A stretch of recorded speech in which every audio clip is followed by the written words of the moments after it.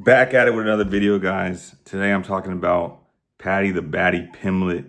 Man, I got a lot to say, man. I'm coming back around after a whirlwind couple of weeks just to talk to you guys about Paddy Pimblett, my thoughts on his fight with Justin Gaethje.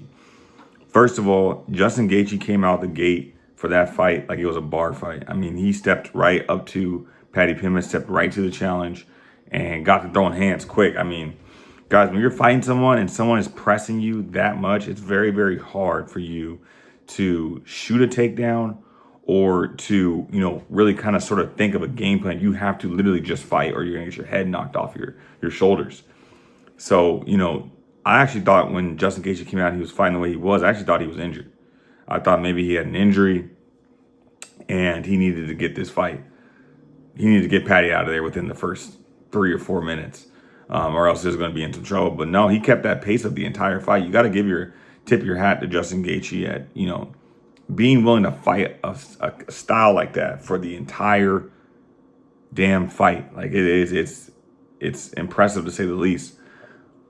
But one thing Paddy did, I got to give Paddy showed a lot of heart, man. Paddy Pimblett showed a lot of heart.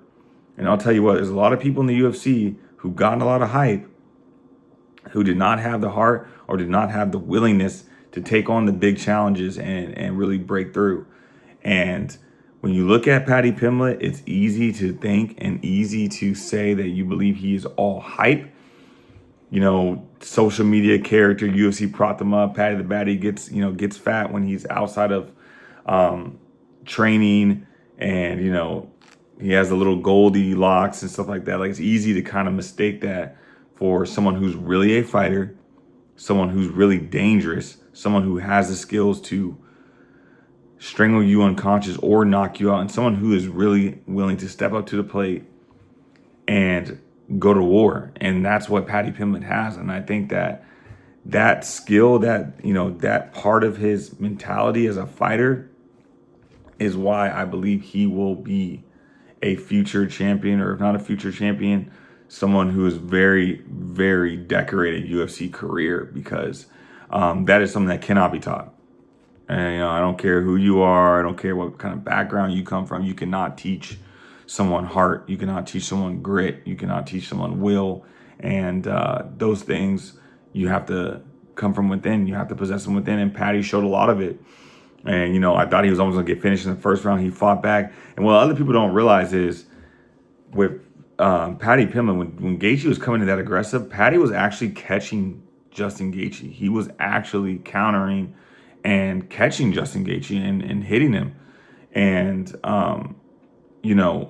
hurting Gaethje a little bit. So I know as much as Paddy was getting touched up a little bit, a lot of his counter punching was landing. So, but I think as that fight went on, it just became a toe-to-toe boxing match, and it was hard for Paddy to really settle in and get some of his grappling going. I think if his game plan was to just strike with Gaethje toe-to-toe, I would have been, someone who would advise him not to do that, because of just who Gaethje is. I think the true path to victory for Paddy Pimblett was to strike it out on the feet for a round and a half, maybe touch Gaethje up a little bit, get Gaethje kind of on that back foot, get Gaethje a little bit going a little bit too over aggressive, get that takedown, take his back, submit him.